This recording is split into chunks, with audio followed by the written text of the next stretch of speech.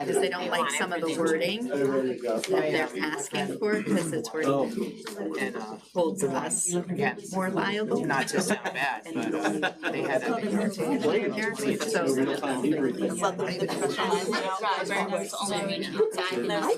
they even had snow in the high elevation. Really? It's just like crazy. Because it's just a wicked storm. And he still doesn't have power.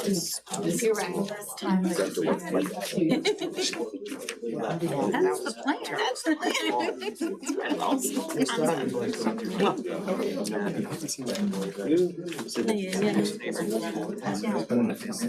It's still not what it's supposed to be.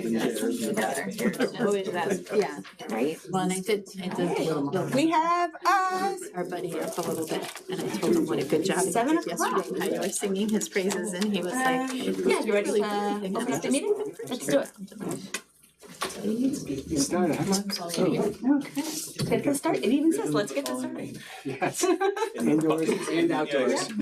Welcome to the professional library where it's only raining outside. for the moment. It is 7:00 on Thursday, August 20th. Let's call the Wilton Board of Education regular meeting to order. Has everybody had a chance to look at the agenda? Yes. Is there a motion to approve the agenda? So moved. Thank you, Lori. Is there a second? Second. Thank you, Nicola. All in favor? Aye, carries unanimously. Comments from the public. The board has set aside time at the beginning and end of regular meetings for public comments for members of the public to share their views on matters involving the Wilton Public Schools and to help inform the board's decisions on such matters. 2 minutes will be allotted to each speaker and a maximum of 15 minutes to any one subject. For the record, please also give your name and address. The board considers the views of citizens in its deliberations and welcomes and appreciates public comment. The board listens to public comment thoughtfully and with interest. The board, however, generally does not respond to public comment during board meetings by offering commentary or answering questions. The board also invites commentators and the public to contact the board or the superintendent directly with any specific questions or comments. Are there any comments from the public?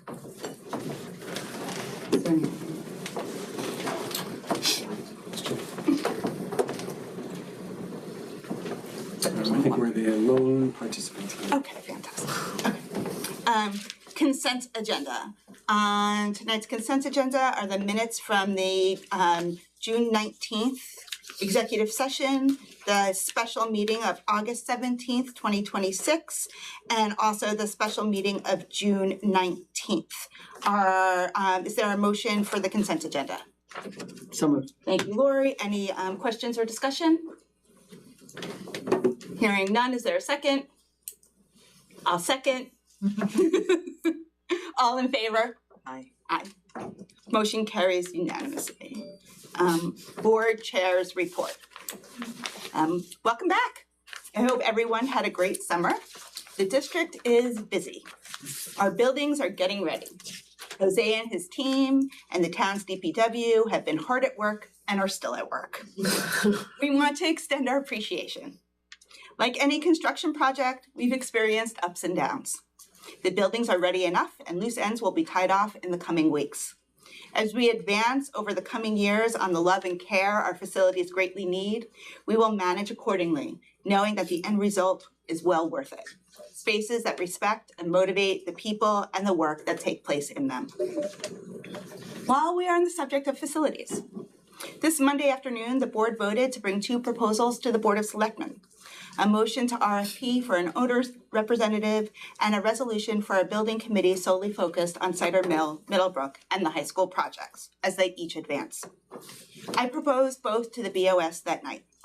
There was positive discussion at the BOS table and we are making headway. This coming Monday, there will be a joint BOS-BOE information meeting with owners agents. And the first selectwoman recognizes the need to get a school building committee up and running, especially given that the RFP for architectural services for the recently authorized Cider Mill bond is in progress. We look forward to this coming Monday's meeting and to continue to work with Tony and the BOS to set us on the pathway of right and well. This Tuesday, the district welcomed new faculty, including a new principal. Their varied background and collective enthusiasm and energy is inspiring. Welcome to Wilton. This morning was convocation. Staff participated in a wellness fair and a ceremony filled with excitement and music. Later, I walked the high school with my incoming freshman daughter, and I felt the hush of anticipation, like in the arena right before your favorite band takes the stage or a team takes the field. Tomorrow, the lower schools meet their teachers. Monday, freshmen meet the high school. And Tuesday, the buses bring everyone back. Kindergartners have their first day, and seniors have their last first day. And relationships and learning renew for everyone that walks through the doors. I want to thank the teachers and staff, parents, and the entire Wilton community for your continued support and dedication to our children and to education. Welcome back. Excellent. How do you follow that? Yeah. Very easily. Great. I'll just pick up on a couple of things if you don't mind. So I think I'll just truncate because you did a fine job of encapsulating what the last few days have been like here. First, let's formally welcome and introduce Mr. James D'Amico, our new high school principal.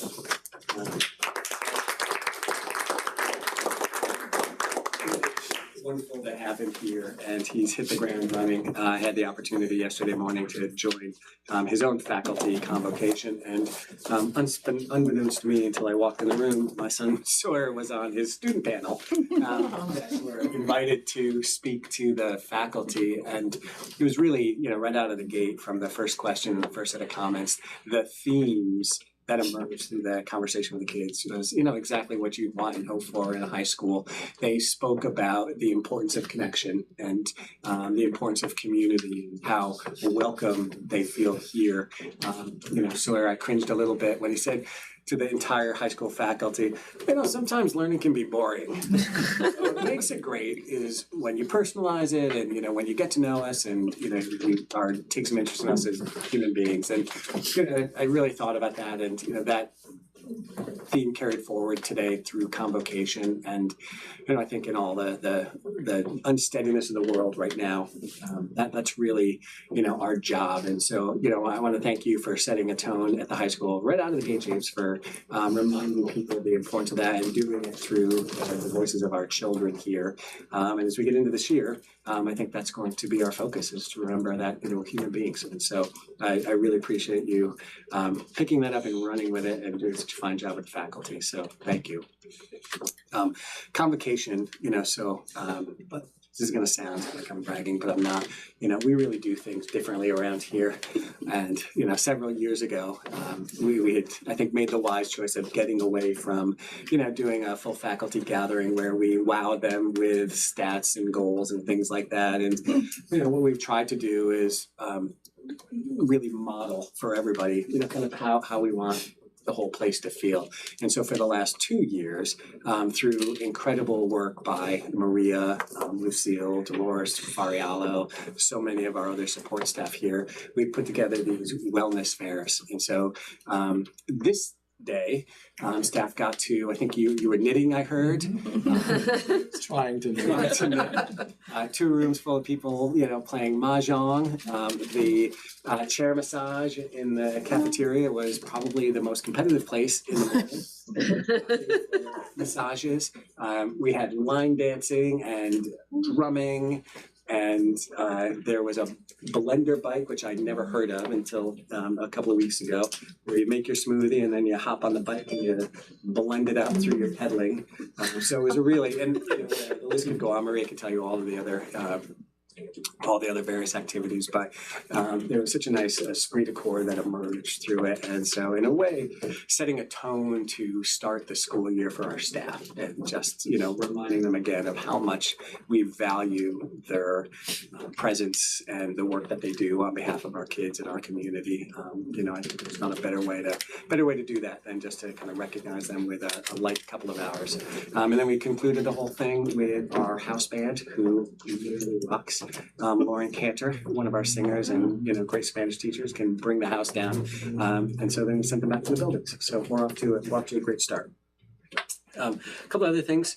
Every year I like to take time during that ceremony to acknowledge some of our staff. And I came across this probably 25 years ago, this little like a motivational book. It's called The 212th Degree. And so, the silly idea is that 211 degrees, water's hot, 212 it boils, and boiling water creates steam, and steam can power a locomotive. And so that little bit of extra, is really the difference between good and great. And so we took the opportunity today to recognize all of our school counselors and mental health staff. And as you know, and I don't need to repeat, many of them had a very trying year last year. On any day their work is trying, but last year was especially so. And so we wanted to recognize all of them and just give them an extra thanks on behalf of the entire faculty. So that being said, on the whole, we're off to a great start. You might have seen the newspaper yesterday. U.S. News released its annual high school rankings. Connecticut, Wilton remains in the top 10, as we have been for many years here in Connecticut, and that should come as no surprise to everybody. So, in addition to trying to help people feel really good about what they do, we produce a great product here, and so that's something else for all of us to jointly be proud of. So, looking ahead. We're going to get back in very short order here to business as usual. We have world-class curriculum and world-class teachers. We're also going to revisit some really key facets of our culture. And so working with Kathy and Jean and Bernadette and some others, we're hoping to have Ms. Canese come back and join us. She is the architect of, free-range parenting. And so it's time, we think, to have her come back and spend some time with our parents of younger kids. And so we're going to revisit our efforts around Let Grow and promoting, early childhood independence. Also be directing Bill to work with his team and the rest of our school administrators to audit our use of screens and devices across the district. So as I'm sure you're aware, this has been an emerging conversation and maybe a little bit ironic with the also the kind of tangential rise of AI here. I do have the sense, kind of organically that, given some shifts we've already made in the last year or two, we're moving away from our reliance on screens and devices. But I want to be thoughtful in how we look at that and really ask some good questions. Like, what are we doing? Is it useful? How do we know? And so, Bill's going to lead that work as we kick the year off here, and we'll come back to the board with, what we learned. And hopefully we'll have the opportunity to make some judgments and maybe some other decisions. This year, too, at the high school, we will be kicking off our decennial NEASC self-study. And so hoping to work with James and his team to use that process also to really do a deeper and more thorough examination of our entire high school program. And so that's a very involved, anyone around this table has been involved in NEASC, here or anyplace else. This doesn't happen very often, but it's an opportunity for us to look in the mirror and really get under the hood, and I don't know how many other metaphors I can use here, but to take a look at our operations. Having a new principal at the helm also is serendipitous, so he'll come with some fresh perspective, and we'll see what that yields. Last thing I'll share with you, earlier this summer I came across this study that I talked to the staff about from the Future Today Strategy Group, and it's called the Convergence Outlook 2026. This group for years has done futures forecasting, and they used to issue an annual trends report. For this year, the authors, rather than kind of focus on individual trends, they shifted their examination, and they're looking at some of these major forces and how they're working together to really shift the way that we live and work. It's a really and some of it will make sense to you. There are other pieces that may not, because it doesn't necessarily impact our day-to-day lives. But I'm going to send this to you as a board. I'm going to invite you to read it with me. And again, we'll just take some time as the year unfolds here to try to understand what those forces are, how they're impacting us, in our kind of lived realities now, and ask some questions about what that means as we continue to try to look over the horizon and plan for what's coming down the pipe. What else do I got for you? Yeah, and then we have, some of the more mundane work to get to. And so we have quite a bit of unfinished policy work that we started last spring that we'll get back to as the year unfolds. And you kind of mentioned it a minute ago, but we have a great deal of capital planning to do. And so we need to, continue with that work. We had a great conversation this morning with the Business Operations Committee. Kim Healy from the Board of Finance, joined us. And she said to us during the meeting that they hadn't yet seen our proposals for the capital non-recurring fund. And I was, pleased to have the question because a day ago, Jeff had suggested that, those funds were maybe already spoken for. So we're going to be working in the next, few days here to put our proposals together. And, if you came up the front stairwell and you see, there's a giant hole someplace, so it's raining indoors here, we've got some work to do. And so those funds will not go to waste here in the board. So we're going to get some good proposals together. Let's see if there's anything else. And then last but not least, this is talk about first of lasts. So, Chuck's beginning, his kind of last year with us here. And so we have a major leadership change that we're going to need to begin to contemplate. And so Chuck's been here 14 years. His fingerprints are over everything we do. And so It's like a crime. yeah. It's not, it's a foundation. Hardly. Right. But, I'm hoping to, start that process early so we can have a healthy transition because, his is one of the most major pivotal positions in this district. His work lives at the core of what we do. Yeah. So that's what I got for you. And I'll just ask for this, when you send this out, if we can also just attach it to the Sure. Meeting. So if anybody in the public wants to read along with us, they're more than welcome to.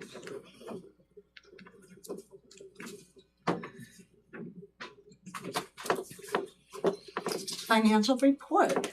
Okay, so we're happy to report that we were able to finish the year without requiring a spending freeze. We did ask all of the schools and departments to be very careful, probably starting in January, with what they were spending as we were watching the trends of some of the expenses being a little bit higher than what we had originally budgeted for. So we wanted to make sure we were going to come in well. And they did a great job. Like, they were very thoughtful about what they were utilizing their funds for. So at the end of the year, and we had talked about this in June, we thought that we might have a little bit of money left, and we did. And so our primary focus was on some furniture. So we did get furniture for the new Genesis space. And about half of the cafeteria tables for Cider Mill we were able to replace. So that was 20 tables. While we were evaluating our Chromebooks this year and doing a full inventory in the at the end of the school year, we determined that we really needed to have some protective cases on the Chromebooks. So we did authorize 1,100 cases to be ordered. And then we also had some additional books for some of the administrators. So the total we spent was a little over 123,000. We're anticipating right now that that's going to leave us with just under 9,700 left in the budget. It gives us a small cushion for anything that is unanticipated charges that we might receive from the town for shared services. We believe that everything is up to date, but just in case. And then if we do have that money remaining at the end of the audit, then we would use that to set up the non-lapsing account. Because the town and the Board of Ed agreed to split their nursing services and move the Board of Ed expense to the Board of Ed budget, we did complete the RFP, which was also discussed in a previous meeting. We awarded the contract to Waveney, who was our current provider. They were able to keep the costs flat for the first year at $895,313.15. And we did sign a 5-year agreement with a 2% increase in the subsequent years. Looking at the other proposals that we had, that was very reasonable when we were comparing it to the other 12 proposals we had. We also made the decision to update our phone systems over the summer. The town and the Board of Ed for many years shared the same system. Last year, the town decided to move on to a different system. At that time, we had decided to stay with who we were with. In the process of the split, we ran into some issues and some complications, and the provider that we had, some of the costs were higher than what we were anticipating, and they also were not giving us the service that we had expected. So we did make the decision to change, and ultimately now we have Novus, who is our technology contractor, taking over the maintenance part of the phone system, and FlowRoute will be the internet connection. So in order to do that, it was just a little under $10,000 for them to do all of the conversion and setup, and also purchase some additional phones for the phones that are a little bit more complicated. But the nice part was that we were able to continue to use the phones that we currently have, that we own. So that did save a lot of money in the conversion, which was part of the reason why we didn't switch when the town switched, because they had to buy all new handsets. By doing this, we are anticipating that we're going to save about $15,700 this current year. And then looking at our overall expenses, like I mentioned, the departments worked really hard to stay within their overall appropriations for the year. Facilities had some unanticipated repairs, as we've discussed throughout the year. So that particular line was over what was initially budgeted, but they were able to cut back on some other areas. So within the department as a whole, they stayed within their budget. And that is in great part because Jose really was trying to keep his expenses in line wherever he could. And then we had some utilities, notably electric came in a little bit higher than budgeted, but we did have some savings in fuel and phones. Our substitute line was higher than we budgeted for. However, we did have some savings in overall personnel. We had a lot of, well, I don't know if it was a lot, but we did have some staff that, some positions that either were not filled or where they were on an unpaid leave. And the staff that we had, the substitutes that we had to bring in, there was also some contract work, but some of the substitutes were a little more expensive than what we would normally be paying, but they're highly specialized. Insurance costs, our claims came in higher than what we had budgeted for, which was why we asked everybody to be careful about how much they were spending through the year so that we were able to cover that, and we were able to cover it at the end of the year. The other difficult part with insurance is that when we set the budget, we don't have what the actual final rate increase is going to be. That gets determined when we get closer to the end of the year based on usage. And last year we did budget a little lower than what the final rate came in at. So we knew we were going to be a little bit off. And then at the end of the year, because we're on the high deductible plan, at the end of the year, our expenses as the board come in higher because we're self-insured and most people have met their deductible at that point. So we know that those are going to be increases that we just have to keep an eye on. The good news is that several years ago, 2 years ago, I think, facilities, Jose had implemented an FMX system for our use of buildings. And that has greatly increased, and Karis being on top of it, has greatly increased us collecting the money that's due for outside organizations that are coming in and using our facilities, or if they're using our custodial staff. So those numbers have increased, which was very good. With the changes to both our structure in the finance office, with the unexpected timing of the split of the CFO position last year, and the turnover in the town finance office, it has been a challenging year for us as we determine what the split will look like overall. And, you know, we're working to develop new processes with the new team on the town side. So I'm very proud of my staff for kind of working through, you know, having no CFO on the town side, then an interim, a lot of new staff in their finance office, and just kind of work collaborating with them as much as possible so that things continue to run as seamlessly as we could.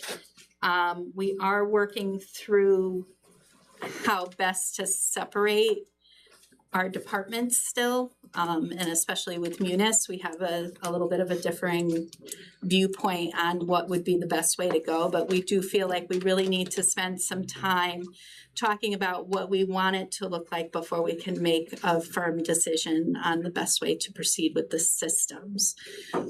We do need to have more separation, but we want it to be a thoughtful process and to work for everybody. The town had asked that we put a halt on that while they're finishing their 24-25 audit, because that's obviously the priority.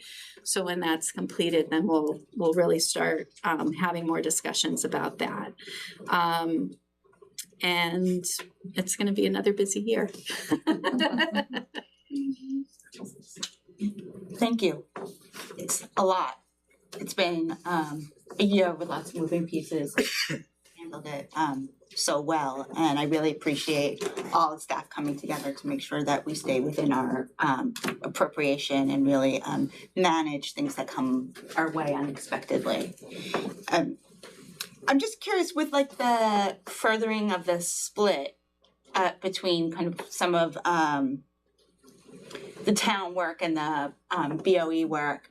Has there been any recommendations made from the auditors, or are there some best practices that we can follow to help guide? So we've had several discussions with the auditors. We've also, talked to a lot of our counterparts in the state to see if it's better to move on to completely our own platform with Munis, or to stay on the platform that we're on and kind of have it split into more silos where all of the Board of Ed stuff's on one side and the town stuff is on the other, which is really pretty much how New World is set up and what the original intention was with Munis. We just never quite finished that process in the setup.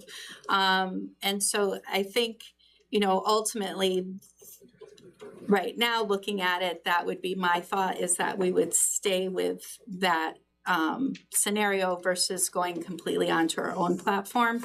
But that's something that we're still in discussions with the town. And there's a cost associated with a separate. It would be a lot more expensive for us to go onto our own platform. There's the initial setup going onto a completely separate platform, and then you're maintaining two different platforms, right? So you're paying for it twice. So you're paying for it twice, and then I presume then you lose the opportunity to kind of share resources if somebody loses personnel on one side of, I guess you can call it the proverbial aisle or whatever. Right. Yeah.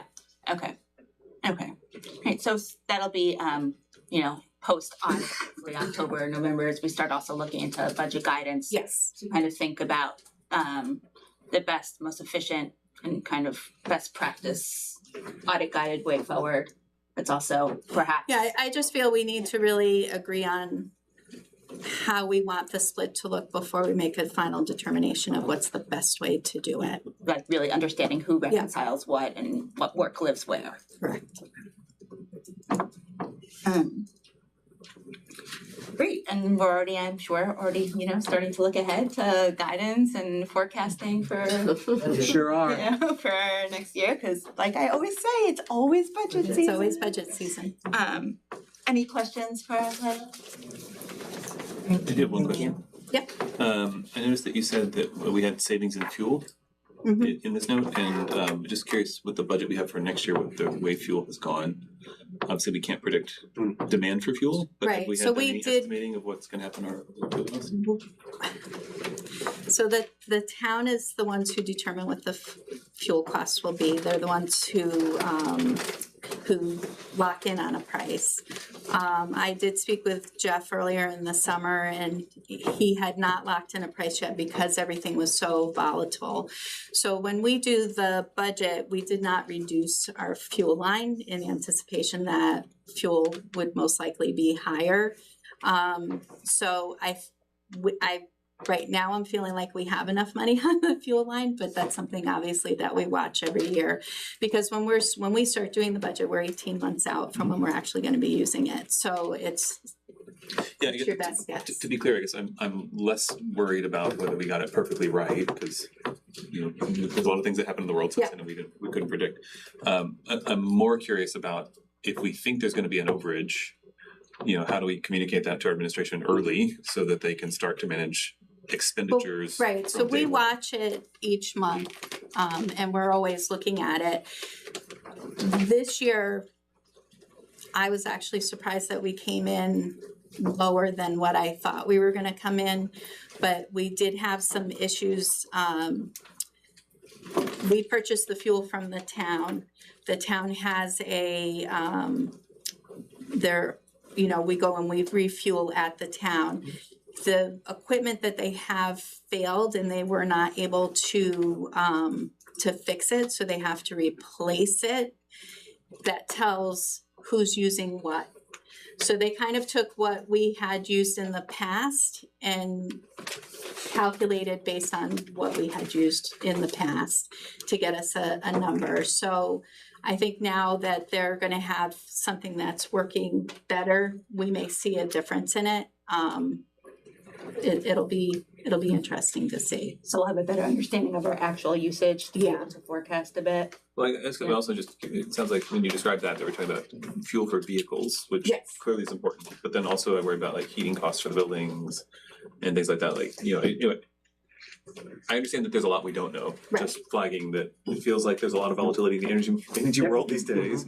If we're gonna expect, like if prices end up being 20% higher than they were, I would love us to get ahead of that on day one so that we don't have to put that spending freeze in place because we, didn't realize it until 6 months into the budget year. Right. Yep. And so that's why we do the reports each month and kind of look at it and see what the trends are and what we're anticipating.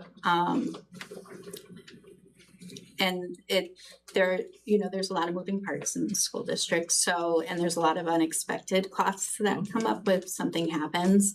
So that's why we're always trying to stay ahead of it. And the goal is not to have to do a spending freeze if we can avoid it. Oh, yeah. So, Thank you. Yeah, there are, just to kind of round it out, there are, Well, that's my thing, is Yeah.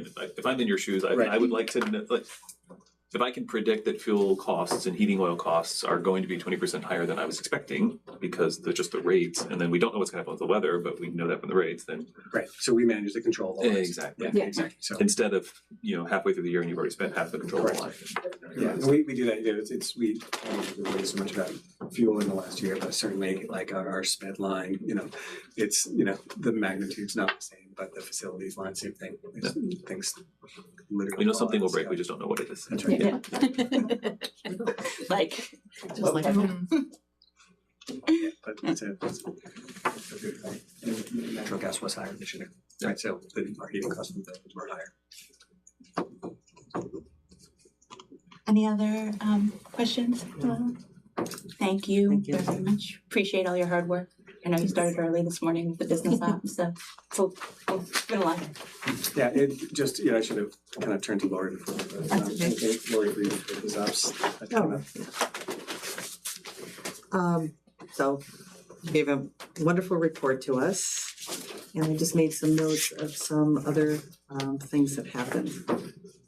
She's clearly got a lot going on. We are going to go forward with tracking all the good savings work that the team does on a document that we can report out monthly or bi-monthly, whatever you think is the best, so that folks can see, where we're saving money. Also, I think we talked about what is coming up for RFP. You can list that, so we can be public about that, but I think you guys hit it all. It was great reporting. I think Kim from the Board of Finance was on board, and we're in good shape.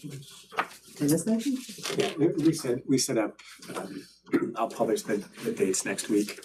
But just, there's been some interest from folks on the Board of Finance just wanting to have a little bit more interaction. So we set up monthly meetings, and so we'll get back to those. And we'll run them like we did today. They'll start on the second board meeting, and then we'll do that. So we'll, pick up communication as we more intensely as we get into budget season, and we'll go attend a couple of Board of Finance meetings. If they have other questions, I will interrogate them. We'll do that. Great, thank you so much. Education specifications. Great, so say that 3 times fast. So you have them all now. Back in May, KGAD had delivered the final educational specifications for the 3 lower schools. This summer, they finished their work in the school and delivered in July.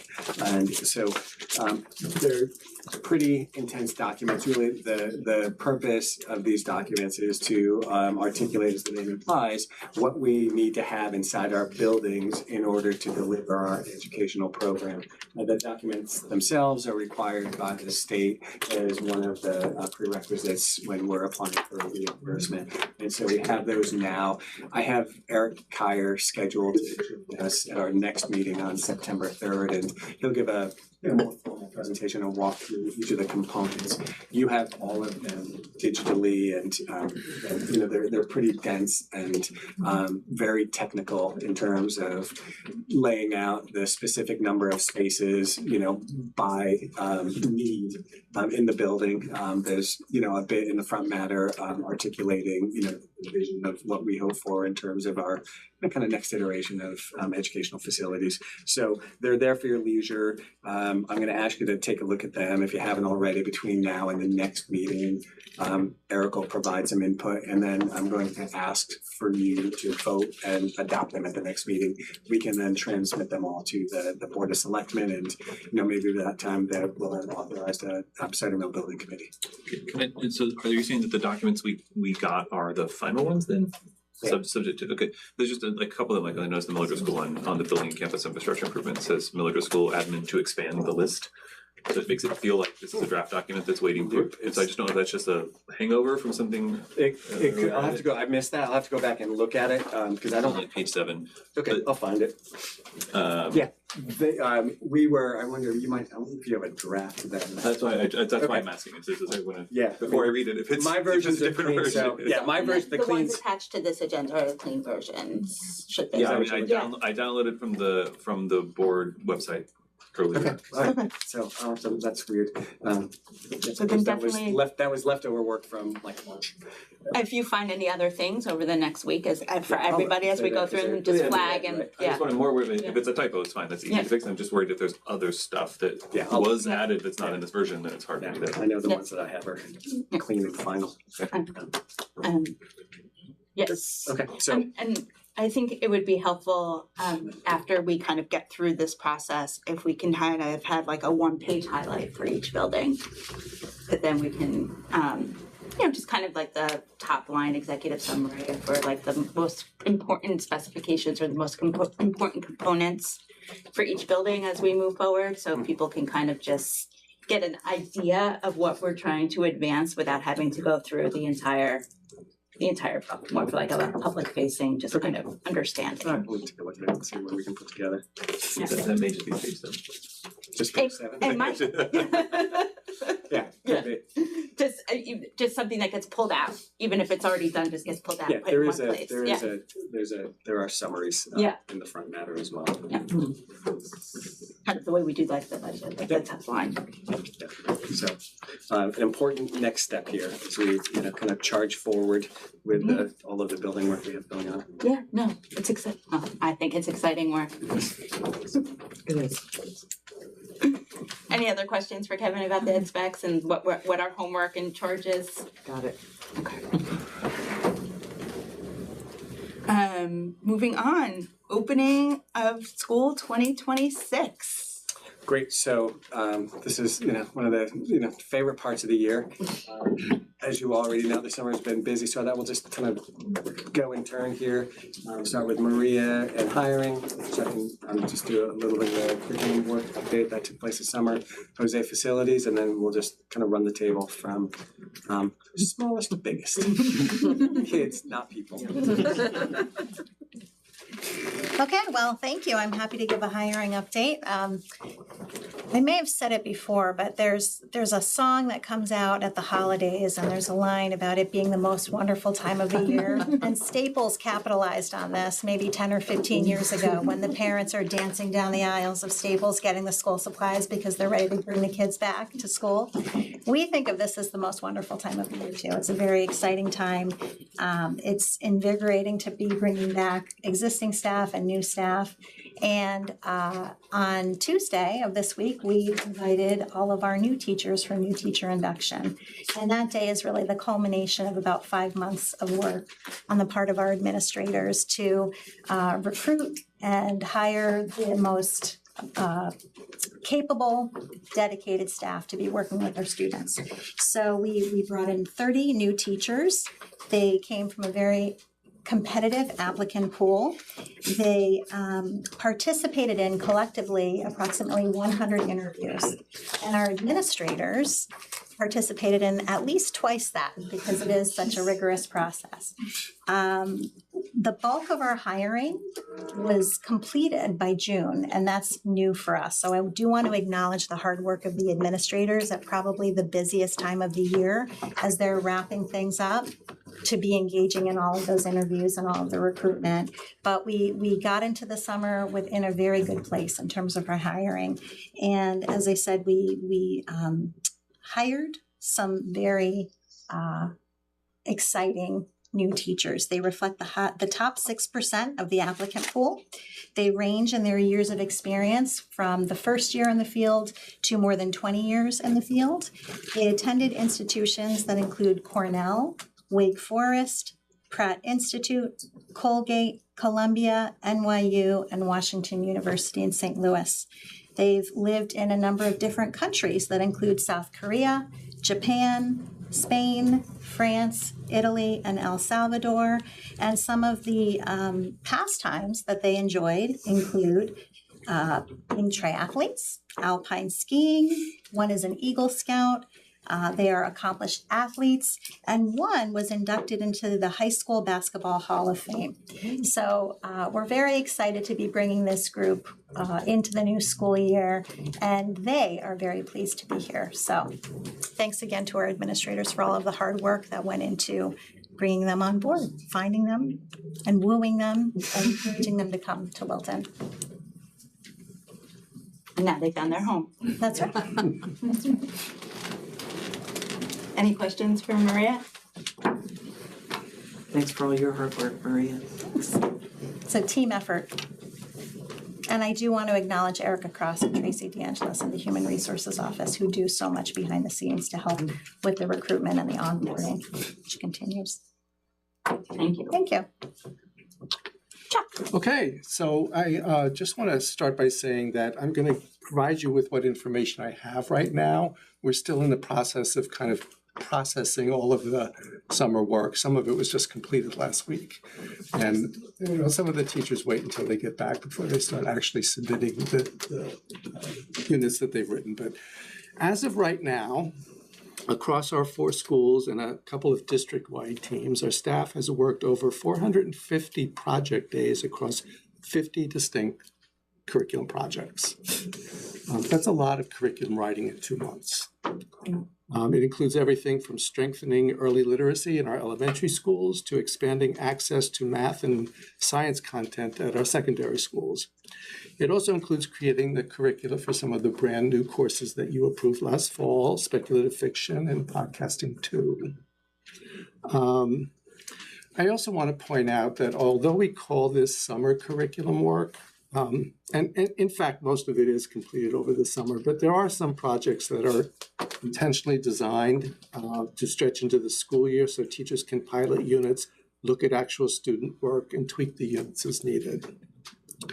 What I do find exciting, though, is the how the quality of the work has evolved over time. Over the last few years, we've focused heavily on refining our unit design template and training all of our writing teams in evidence-based curriculum development practices. And that investment is really paying off. Our new units include more interactive, inquiry-based experiences where students actively grapple with content. In addition, in ELA, we're seeing a much stronger integration of the science of reading principles, a clearer vertical progression across grade levels, and shared frameworks for the teaching of writing and vocabulary. And in math and science, there's a greater emphasis on access and active engagement, shifting away from passive lecture approaches and toward more collaborative problem-solving tasks. So across the board, our coordinators and instructional leaders note that our curriculum is sharper, more focused on clear learning goals, and built to ensure high expectations are accessible to every single student. And so just a couple of examples. At our elementary schools, Miller Driscoll and Cider Mill, the elementary teams restructured many of those new ELA education modules and then refined plans for small group instruction. In math, grade 1 and grade 2 teachers turned some of the standard textbook problems into collaborative thinking tasks on vertical whiteboards. And Cider Mill developed a really excellent new grade 5 ecosystems unit anchored entirely around local phenomena, specifically the Norwalk River and trout life cycles. Trout's very important here in Milton. At Middlebrook, the science teachers designed some formative tools in grade 6 based on an analysis of last year's assessment data. In grade 7, they systematically replaced some of the old post-COVID digital labs with some hands-on experiments for the rock and water cycle units. They've also integrated ethical tech use and AI into their digital citizenship curriculum. And at Wilton High School, a major focus was on supporting our move to make Chemistry 2 and Algebra 2 more accessible to all learners. Teams spent a substantial amount of time building intentional scaffolds, pacing guides, and inquiry labs so that every student gets access to what they need. We've also added some exciting new electives, updated many world language units, and refined interdisciplinary units between English and history. Finally, I'd just like to reiterate that different projects are at different stages of development, which is what we've done completely by design. So many of the units of instruction and things like handbook updates and course scope and sequences have been completed. Other teams focused on locking down the first few units for the fall, and they'll regather over the winter to write the remaining units based on student performance. The same goes for our SEL and special ed teams, who are continually refining goals and instructional toolkits as student needs evolve throughout the year.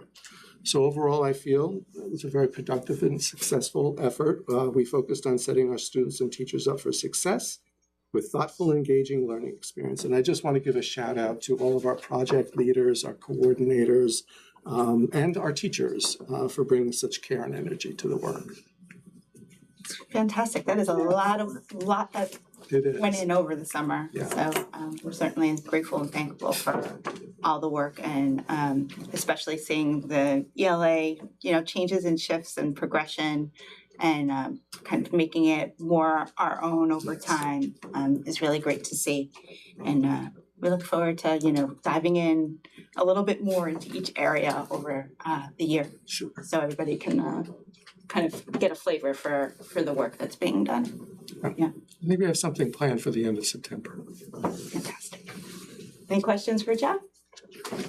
When you're developing new, refining instruction, are you thinking yet about screen time and whether these new units are going to be delivered more without the screens? Is this Yeah, I think I always think about screen time. I think I'm one of the voices here that has been questioning it for quite some time. I do think that the curriculum writing teams are very careful, particularly at the elementary level, in thinking about screen time. But we do invest quite a bit of money into digital resources. So I want, going back to what Kevin said before, I want this to be very thoughtful when we think about screen time, because there can be some benefits for our students. They are assessed on digital platforms. And I think it's unfair to, no screens, and all of a sudden you have to be tested on a screen. So we have to think that through, but it is certainly something that the teams do. Does that help? Yeah, and we'll be unpacking that more Yes. in a thoughtful and deliberative way as the year progresses. My sense is, and maybe the principals can help with this, we were heavily into screen time post-COVID. But I would say the past 3 years, there's been a definite move away from having the kids on screens all of the time, particularly at the elementary level. Well, I think that was also one of the things that led us away from one avenue when we were looking at the ELA curriculum. That Yes. one group of program was much more screen heavy than another, and it wasn't something that we felt was the best choice. Who's next? Jose, facilities. How much time you got? Well, today was a very exciting day to see all the staff return. We were super excited, and we look forward to having our students return back to our schools and seeing all the improvements that were made in each building level, just to kind of see their expressions, especially at Middlebrook. So with that being said, I'll start us off at Miller Driscoll. Miller Driscoll, we were investigating putting the exterior water fountains on next to the playground area. We requested and went to the town to see if we were able to install these water fountains without tying into the drain system. They did not approve that, so we're still looking into it. It's not like we're not going to move forward with it. It's just a little bit more involved. In that area where we have the water fountains that we would like to put in, the nearest drains are in the middle of the classrooms, so it becomes extremely difficult. But we'll figure out a creative way of making it happen. With that being said, we did install 3 bottle fill stations for the students in that area, so that when they're going out, they'll have the ability to fill their bottles and come back in and out. So I think that'll help out the students over at Miller Driscoll. Another thing that was really nice is that the PTA gave a nice donation. In the preschool area, there's a nice shade system there, which I went over to look at it today. It's really, really nice, and I could just only imagine how the kids are going to enjoy that. So just to see their face and being able to have a place where they could kind of, cool down is really, really nice. The other thing is, I want to, acknowledge Rudy and his team. They did a phenomenal job. I walked that building, and it's just as nice as when it was first built. So just to give them kudos, their hard work. They were out there weed whacking, just giving it their all. So they did a phenomenal job at Miller Driscoll. At Cider Mill, there was quite a bit of painting that was done in various areas in the building. We addressed the Nod Hill section, the corridors. We painted the walls, door frames in and out. We took care of the stairwell that goes from Nod Hill down to Cannondale. That was all painted. The main lobby area, also going up to the 3rd floor, was painted as well. We were able to free up one of our custodians. We had some summer help, high school kids that were helping out at Cider Mill, which was a huge support, because now we were able to take one of our full-time custodians and have them paint throughout the building. So there's a lot of painting that was done in that building. There was also the cafeteria tables that we were able to get for our students, so that's going to be pretty nice for them to see that. There was also renovation work that was done from the town side. There was a section when you're going into Cider Mill, the corridor running along the cafeteria, that there was insulation that needed to be replaced. We finally got that buttoned up. It was challenging, but, we worked closely with Jeff and Will just to make sure that we stood on task and got the work done. The custodians there, Thaw and his team, are working hard. They'll be working late tonight and tomorrow just to make sure that that section of the building is clean and ready for our students on Tuesday. We also, in the cafeteria area, in the actual kitchen, we replaced all the ceiling tiles that were in there. They were starting to get discolored from the cooking, so that was taken care of. And then we're planning on also maybe Christmas break to replace the lighting that's in there to the 2x2 lighting, which will brighten the space up. At Middlebrook, we've been spending the last 2 years summers at Middlebrook, and it's amazing to see that building transform to where it's at now, and it's gonna continue to go. But I just can't wait to be there Tuesday morning to see our students come back and walk the facility and see all that carpet removed. We removed 18,000 square feet of asbestos this summer. It was mainly the corridors, cafeteria, the corridor going to the auditorium, 8 green section. All that was removed, and we put LVT down. And then alongside the corridor going to where the gymnasium was. So that was a task that was, at first, it was not a job that the town was willing to kind of move forward with. We convinced them, and it was well worth it. So we're excited about that.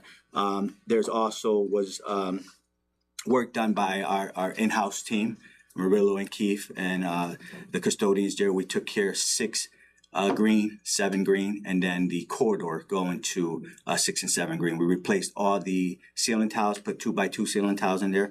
We replaced the lighting, and it's just a different place. We've did some painting while school was in session, so it really freshened that space up.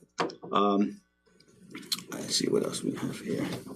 The gym floor, the new gym. We sanded that gym floor down to the bare wood. We relined it, put polyurethane on it. It looks really nice to see that get done. So that was a nice perk. And again, the students are going to be able to really enjoy it. So that was done at Middlebrook.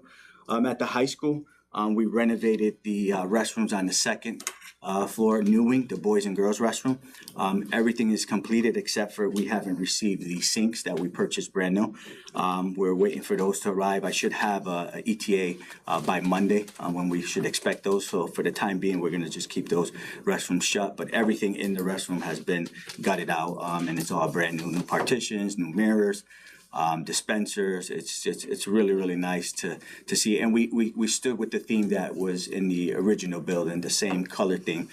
So we're excited once that gets buttoned up to students will be able to have a space that is fresh and looks nice, because it was getting dated, especially that section of the building is 20+ years old. We also did some work along the backside of the preschool area. There was some asphalt that was heaving. We worked closely with Fernando for the highway department, and he came out and took care of that for us. So that was a huge help.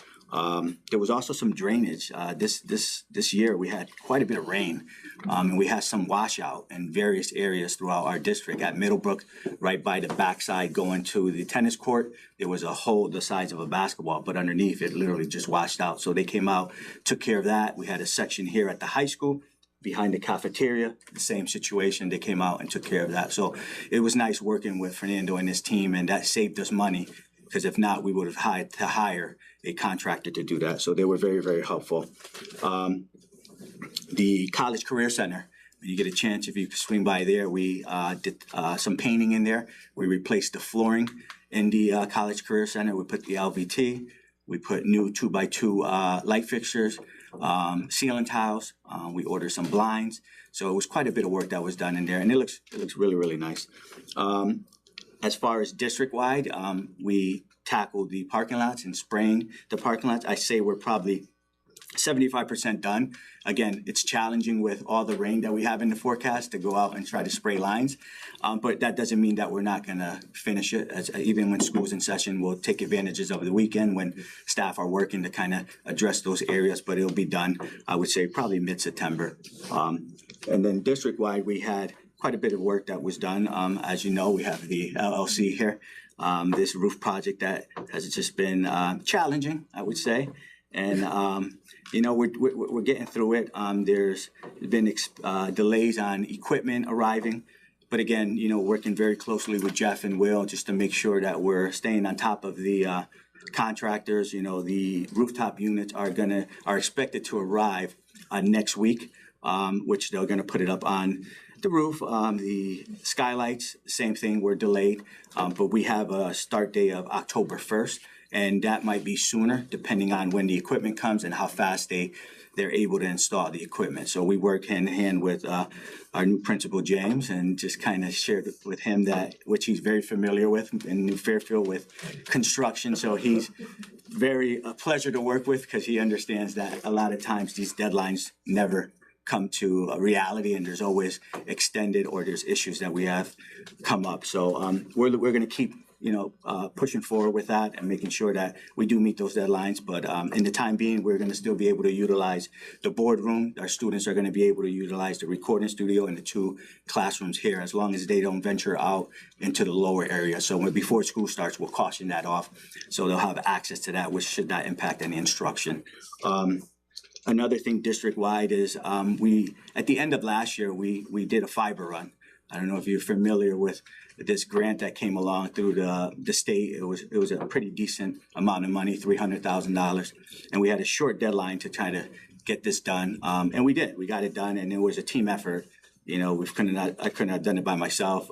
Again, Fernando is an amazing guy to work with at the town. He's willing to always help out the Board of Ed. We ran into some issues across from Town Hall. There's a commercial building there where they did some landscaping, and they broke a conduit that fed from downtown to Town Hall. So we had to be creative and work around, and we were able to do that.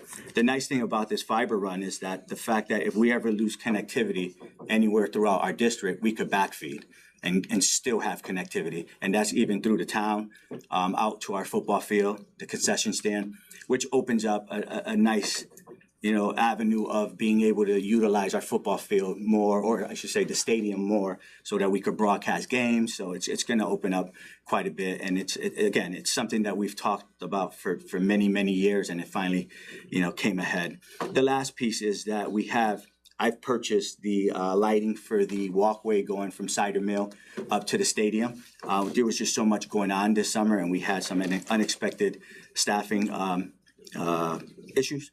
And we're just waiting for these individuals to return back to work to start that project, which I'm leaning on the middle of September to start that. And I'm gonna work hand in hand with the highway department. They're gonna be able to dig the trenches. We'll do the install of the footings, and then run all the wires and pull the permits. So that should be buttoned up by the end of September. It was quite a bit of summer, and I went by in a flash. The last project, completely not sexy at all, but it's a major drainage project behind Cider Mill. So, we've had, like everywhere else, serious water runoff issues. And so They did a nice job. Jeff had signed a contract to have a fleet come in and completely change out the entire sewer system from the backside, behind Comstock all the way through the backside of Cider Mill. So we'll have a first round of evidence tomorrow morning. Yeah. Exactly. Yeah. Is that what was going on this morning? Like I saw some. You're seeing probably some cleanup in the lower parking lot and on the north side. Yeah, so they're just picking up the unused debris.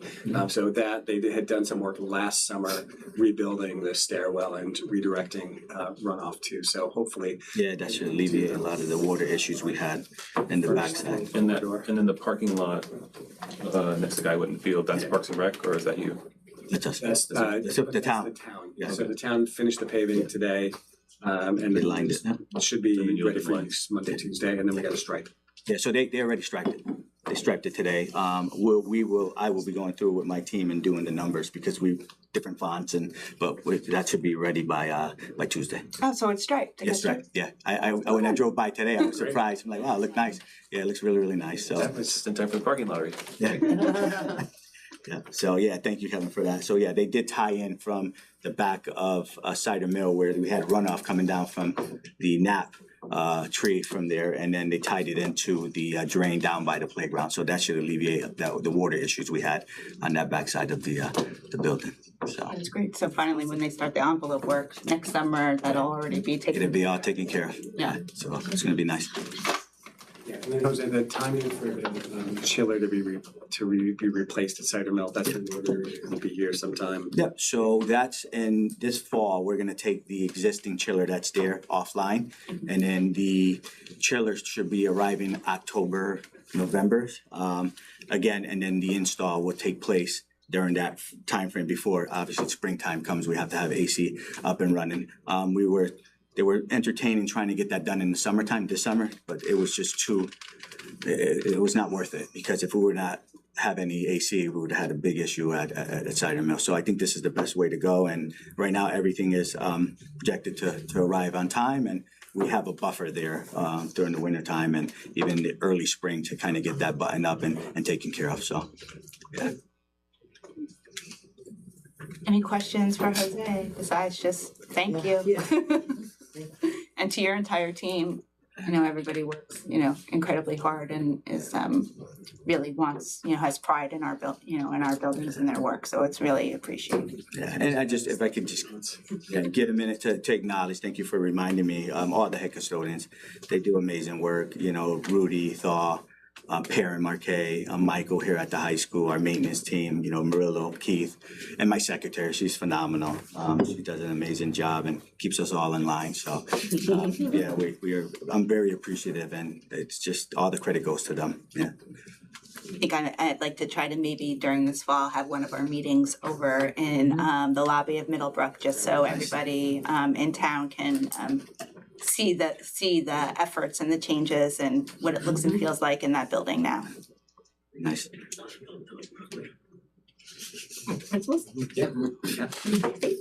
Okay, Happy New Year, everyone. I'm so excited to be back for the 26-27 school year. So I'm going to also, like everyone else, some thank yous.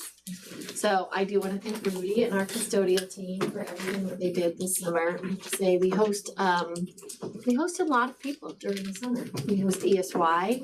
We host camps that have a couple of different camps that have over 300 students, and then a lot of smaller ones. So there's a lot going on at Miller Driscoll, and Rudy and his team are consistently cleaning around every single camp that is happening. I also want to thank Jose because, as you heard from that giant list, right, there's a million things going on in these buildings, and we know we're super lucky to have a very beautiful renovated building. And we're also lucky to have Jose, who doesn't forget about us, and we get, our needs are also attended to. So thanks, Jose. We appreciate it. We love water, so these water bottle coolers are amazing. And our shade is so great. So I want to thank all the administrative assistants at Miller Driscoll who worked over the summer. Registration for kindergarten is no small feat. There are a lot of things to do when it comes to that. And so I want to thank Pam Carlson and Jay Borriello and Patty Terranova who helped a great deal with that. We had a great welcome back yesterday for our certified staff and today for our entire staff. I have to tell you that I have never, Kevin came over today and I was like, the energy in the building is just, it's palpable. It's amazing. It's nothing like I've ever seen before. And so I credit our new people. I credit our veteran staff who are just doing an amazing job supporting these new people so they can be enthusiastic and not totally nervous all the time. Yep, don't listen to that rain out there. I also credit my brand new admin dream team. So we are very excited to have Caitlin Walsh as our new assistant principal. And I have to give Bernadette and Abby and Sharon a lot of credit because it was a transition and it was a little bit difficult, but we did it and we're back together. We're good to go. To prepare for the school year, we spent some time with our building leadership team and then yesterday with our certified staff, sharing our stories of self and creating our stories of us, which was inspired by, I like to say this, Harvard Professor Marshall Gans, who calls this the public narrative. I have to thank Kevin because he shared it with us as a leadership administrative team. We then did a modified version and turnkeyed it with the staff. I'm not going to tell you all the steps because we all need to get home. But what I will tell you, short version, is we now have a huge multi-purpose room filled with posters of all of the core values of our staff. So we broke into very small teams, and after we did all these activities, these squads came up with their 5 core values that they all had in common, and they're all hanging all around the multi-purpose room. And I really adore my teachers, and I knew they were ready for the goals I was going to set out for them anyway. But when you see those core values up, it is really inspiring. So there we go. So on to our goals. So our goals fall under a big umbrella, and what we're thinking about this year, our big question, we love the what ifs, is what if instead of working to close the achievement gap, we work to ensure that what we do prevents the achievement gap, right? I mean, we're the beginning, right? What do you think, Kevin? All right, so we're gonna work in 4 areas. We're gonna work in building thinking classrooms and using it beyond the math classroom. We are, again, ensuring that we incorporate the expeditionary part of expeditionary learning in our language arts. So as Chuck said, that's already started with our summer work. We are continuing to foster student independence. So we're hoping to bring Lenore back and foster it in other ways. And we have already started to reimagine screen time. So that was on our list of 4. Just like every year, we want to foster community wellness and belonging. Our family engagement surveys have already gone out. We changed those this year to add all of the topics that we cover in EL, science and social studies, so that we could see if we could get some parents in to talk about some of those topics in each of the different grade levels, because we love learning from, others, and it's a great way to engage parents really meaningfully. Last but not least, I just want to thank all of you at the board table for supporting us and giving us what we need. So thank you and Happy New Year. I'll turn it over to Jean. Thank you. You have to put your glasses on, so you have to take mine off to read. Well, good evening. It's nice to see you all again. And thank you for your continued time and support of our community. We really appreciate it. I think principals should go first next year because I'm going to repeat a lot of what was said already, but that's the way it is. It's been an incredibly productive summer at Cider Mill. Our team has been hard at work hiring some fantastic new staff, refining our curriculum, and giving our building a fresh update. So we've welcomed 9 new staff members, classroom teachers, a counselor, school psychologist, art teacher, paraprofessionals. And we're especially pleased that one of our new hires is a Wilton warrior returning to give back to his community. And we're really proud that 3 of our new hires were previous interns with us, which is a testament to the work of our veteran teachers who support the teachers that are new to the profession and, finishing their education. So we're really proud of that. And they, did such a great job interviewing and showed so many strengths that other candidates with years of experience didn't show. So we felt really great about that. So I thank Jeremy Cross, Dave Dudix, and Sharon D'Angelo for leading the hiring process throughout the summer. And I really want to send special thanks to all the teachers that volunteered their time to come in and support the interview process. Like Maria said, it's several interviews and demo lessons, and getting staff in the summer to be willing to give up their time to come in is really, truly amazing. I deeply appreciate that. Chuck talked about summer work. Karen Brennicke and our humanities coach, Sue Prada, worked with teams of teachers to look in to the all block that's been revised with our EL curriculum. And so the teachers are really excited to bring this new learning into their lesson development as we start the year. We're also going to further our work around building thinking classrooms and maintaining cognitive demand in the classrooms. Trudy Denton and Randy Rondano will focus on, continuing to refine our instructional strategies that keep the students thinking actively and keep the work in the hands of the students, so that all students can access grade level instruction in meaningful ways. We heard your call to make progress toward closing the achievement gap. While Kathy works on preventing it, we'll work on closing the one we have currently for our students with special needs. You might think Chuck's slowing down his, last year here, but he's not. He's going full force, and he's got us all thinking about things differently, along with Melissa Barrett. So we appreciate their support. And because of them and their work with some of our teaching teams and our interventionists, we've developed some data protocols that will allow us to better meet the needs of all of our students. And we first met yesterday to introduce those protocols to the teachers and do some work. And we're excited to get the kids in here so we can put them into place. So we're excited about that. From a social emotional learning standpoint, last year I told you we added on to Miller Driscoll's work by adding the everyday speech program into 3rd grade. This year, 4th and 5th grade, we'll be continuing that work. And we've been talking about being respectful, responsible, and ready to learn for many years at Cider Mill. I think about 9 or 10 as far as I understand it. But the EL education program has something called Habits of Character. And we are transitioning to use that language. It talks more about being effective learners, acting with integrity, bettering the community. We think it fits better for our students and also is very in line with our vision of the learner. So we look forward to that. Last year, I promised you we would continue to brighten our school environment. And under the direction of Jose Figueroa and Toll Joseph, our custodial and maintenance teams have done an incredible job. So beyond their regular deep cleaning and floor waxing, every window was washed deeply, screens removed, everything cleaned out. As Jose already mentioned, all the ceiling tiles in the kitchen were replaced, looks so much better. The Knott Hill hallways were painted. Our cafeteria, the evening custodian, Alec Rodriguez, he painted everything in there. He's like, the poles, you want me to paint the poles that are, I'm like, yep, those too. So he did such a wonderful job. It's so much brighter and open. And Lila and Kevin, I thank you for prioritizing our need for the cafeteria tables. It's gonna make a huge difference for the kids, for the noise level in there. It's made the environment brighter, more organized. It's really going to make a big difference for our students during that time. It's much more child friendly. So I also want to express my gratitude to my executive secretary, Sharon Visho. She's simply extraordinary at what she does. Her seamless organization, we have a true partnership, and this allows me to stay focused on what matters most. And really, she's a huge reason why Cider Mill shines every day. So I remain truly honored to lead Cider Mill. I'm deeply committed to ensuring a supportive educational journey for our students.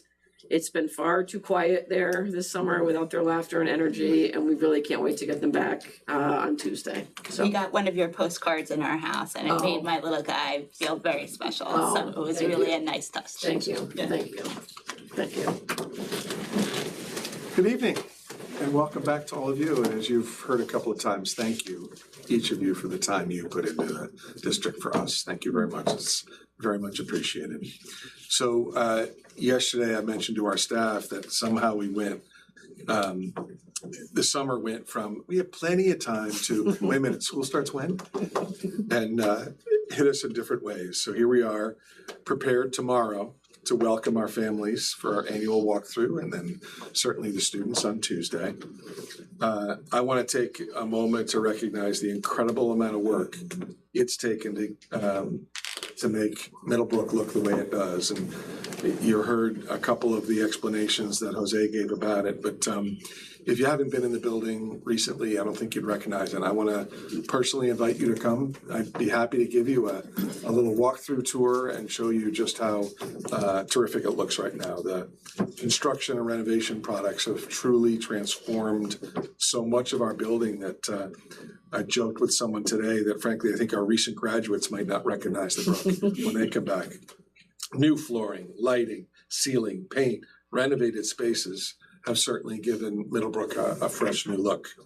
Updated feel while still preserving that sense of familiarity and belonging that makes our building home to our students and staff. But a transformation of this scale doesn't happen on its own.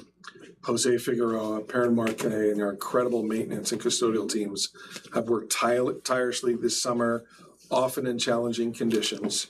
It's been pretty hot, and usually they're working in areas with no electricity, meaning no air conditioning. In the heat, around construction crews, with a tremendous amount of moving pieces, and they work together to make sure that Middlebrook is clean, it's safe, it's welcoming, and it's ready for our students and families. And saying thank you is not enough. It's an incredible amount of work, time, effort, and energy they all put into it. So thank you. There's still work to be completed this weekend, and we've reached that exciting point where you can finally step back and see just how much has really been accomplished. What looked like a construction zone, even at the beginning of this week, is beginning to look like the Brook again, only a little newer and brighter. So while the physical transformation of our building is exciting, our most important work remains exactly the same, and that is with our students. As we begin this school year, our commitment is to every student. We will meet and see them where they are. We will challenge them to grow. We will support them when they struggle. We're going to celebrate them, and we're going to create the conditions for every child to discover what they're capable of becoming. We're incredibly proud of the achievement and growth our students demonstrated last year. That success reflects the extraordinary work of our teachers and staff, along with our partnerships with families, and the determination, frankly, of our students. This year, we're going to build on that momentum. not simply to maintain excellence, but to continue finding ways to raise the bar for every student in every classroom. Our commitment to our students, to one another, and to creating an exceptional school experience for every child remains the heart of everything that we do. Tomorrow, we have that opportunity to welcome our families into the newly renovated space. On Tuesday, the lifeblood of Middlebrook returns, our students. And that's when our building truly becomes a school again. On behalf of the entire Middlebrook community, I want to thank everyone who's worked so hard to bring us to this moment. The building may look different, but when our students walk through the doors, they are the heartbeat of the Brook, and it remains the same. Our people, our purposes, and our unwavering commitment to every student. We are ready, and we can't wait to see the Brook come alive. Thank you. Guess it's my turn.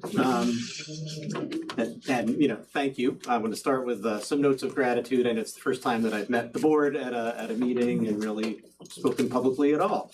So I did want to begin just by expressing that gratitude for just the opportunity to be here and to begin my time as the principal of Wilton High School. It's beyond an honor to lead this incredible school and continue the tradition of excellence in academics, the arts, athletics, and really just an incredibly welcoming and supportive environment at Wilton that is in large part due to the work of the folks that spoke before me here tonight, and helps every student reach their full potential and become productive citizens of our society. There's so many people to thank in this transition that I've just been barely a month since I've been here, but starting with Dr. Smith and Maria Coleman and everyone who served on the multitude of interview committees for establishing a really high bar, but really clearly communicating the expectations, the goals, and the hopes of the Wilton community. Special shout out to Alex Shue and Olivia Johnson, the two students who served on the interview committees. They were impressive and incredible representatives of their peers, and so I'm grateful to them as well. I would also be remiss, to not thank some other people, including the man sitting to the right of me here, Brian Keating, Amy Korn, Josh Marco, and Bobby Rushton, for making me feel right at home from day one, and allowing me to ask far too many questions of them as I learn about what makes this great school work.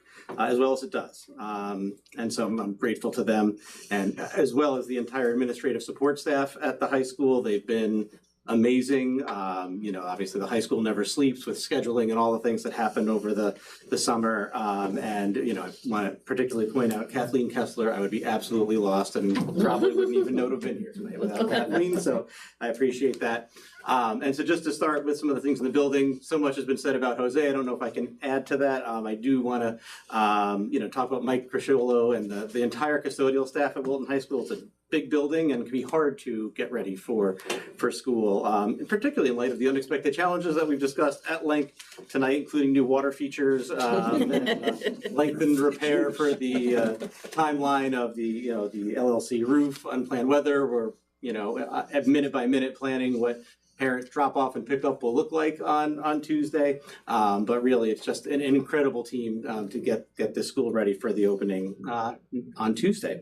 So I was also really excited to get to finally meet the certified staff yesterday and the entire staff today. As Dr. Smith, talked about earlier, one of the things that's important to me is I'm learning about the Wilton community, and the high school is to learn from the students. So yesterday was an awesome opportunity to learn about the school myself, but in front of the entire faculty. And we had some great moments together to start the year complete with honesty, as was pointed out earlier as well, humor and great advice from the students about how we can continue to make this great school even better. And as was also pointed out, just so impressive that they pointed to the strengths of this school as being the relationships, the experiences, both inside and outside the classroom that they've had that offered them challenges and also fun in their learning and continuing that joy of learning.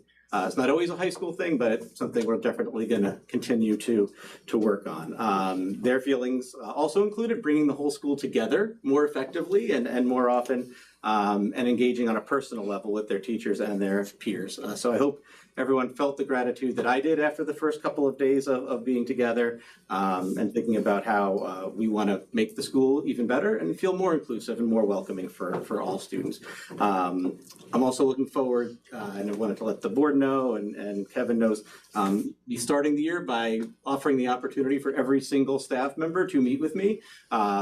It's a lot, but I think it's really important, just as learning from the students, to learn about the important traditions and strengths of the school from everybody, teachers, paraeducators, custodians, everybody who works in the building, as well as what the challenges are, and seeking advice from all of them about where they would like to see the school go.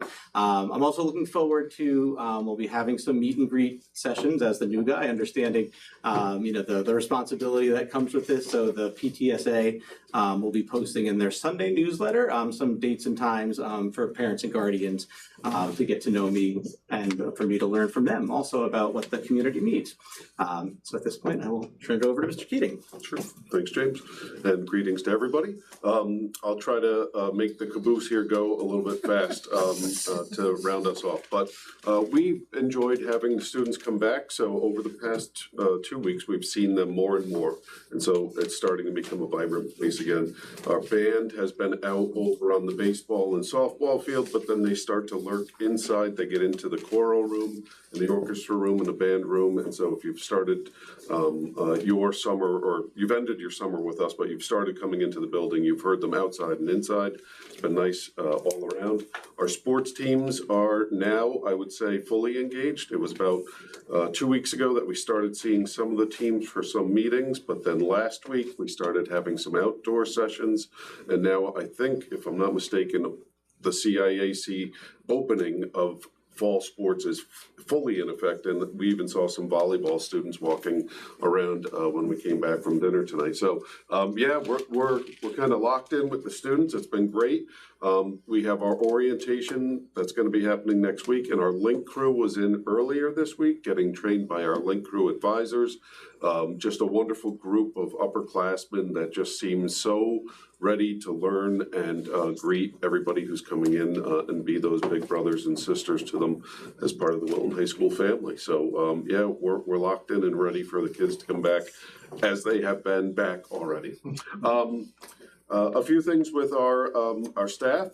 We've heard from Chuck about some of the curriculum work, but it's been nice that now that we've had some meetings and department time, they've been sharing what they've been doing so that everybody in the department knows what that work was this summer. We've had some work over the years with different groups, committees, and task force. Today, we really kind of broached some subjects about how we're attacking this whole idea of AI in our world. And so we shared some district-wide documents with the staff today. More to come with that, but we're going to be going in head first into that this year. We also had our instructional leader institute, or we got all of our instructional leaders together, right, earlier in the week. And we had some great sessions. James had a chance to kind of set the tone with them.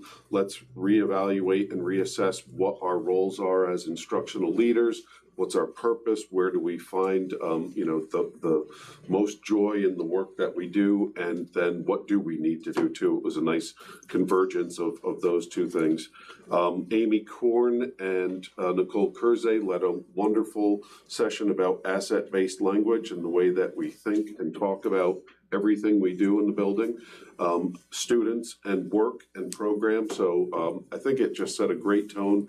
And a lot of our ILs said that IL Institute that we had was just really one of the best that we've had in a while. And I think it was because we talked about things that have always been on the periphery of what people wanted to discuss, but it was in the center this time. And then we also spent some time with Amy Chang, who works very closely with Peter Liliadal in the Building Thinking Classrooms group. She's one of his experts. She came down a number of times last year to work with all of us. She worked with our ILs, or Amy worked with our ILs this week, I should say, again, for some of them, but for some it was the first time they met her. And it was great because she brought in the whole idea of building thinking classrooms, not just for math, but for other subjects as well. And I think it was very welcomed information for our instructional leaders. because this is the year that we ask them to work with their departments to make sure that their departments are working on this as well. And we continued some of our work that we had with task design that relates to this whole movement towards building thinking classrooms as a pedagogical approach. And then lastly, for me, and then I'll hand it back to James, today was the day that Michelle Shoup, our new Dean of Student Life, introduced herself to our staff. So you heard Maria mention that we have someone who's in the Connecticut Basketball Hall of Fame. That's our new Dean of Student Life, Michelle Shoup. She is dynamic in a number of ways, but what she's going to do, I think primarily is help establish all of the wonderful programs that we have that help connect students and staff to the experience here. She's just going to figure out all that is under that umbrella, make it stronger, bring in some fresh ideas that she has, and she is just a bundle of energy that's ready to get going and make the school even better. And then the closing bit of a little bit of hazing of the new guy at the close, we're talking about year 3 of the cell phone free high school initiative. But in all seriousness, we did talk to the staff today, and one of the things that Brian and Josh, really communicated to the staff that in year 3 we want to commit to making sure that the board's investment in the Yonder pouches and in policies that really keep our classrooms available for thinking remain in place. So we're adjusting some procedures this year, including in addition to us standing out in front of the school in the morning, having first period every day check-in, so that in every class we start a routine that so students understand not only the what of using the pouches, but the why, that it's instructional time, and we want to, reboot by really every day that reminder for all of us, and really touched on and again, Josh and Brian did a nice job today of really I think appealing to the staff that while an approach in the past might be we'll try to keep this off of teachers' plates, it's really a team effort that all of the adults need to be the models and really make sure that the model is successful because it is the right one. And I think there's universal agreement, even some of our students spoke to that they know the difference. They see the difference in their learning when the school isn't driven by cell phones. So we're excited with a very positive start to the year. I don't know that anyone could feel more welcome than the new staff at Wilton over the last several days. And that's it for our update. Thank you. Thank you. Any questions for any of our principals? Good. Okay, we're gonna, set you to it. We're gonna call you back in a couple of weeks and see how it's going. How many littles are we getting in kindergarten this year? I think we're up to about 250. Okay. I'm so excited. I mean, it's not because I want my kids out of my house. I'm just so excited. So are we. Any other questions around the table?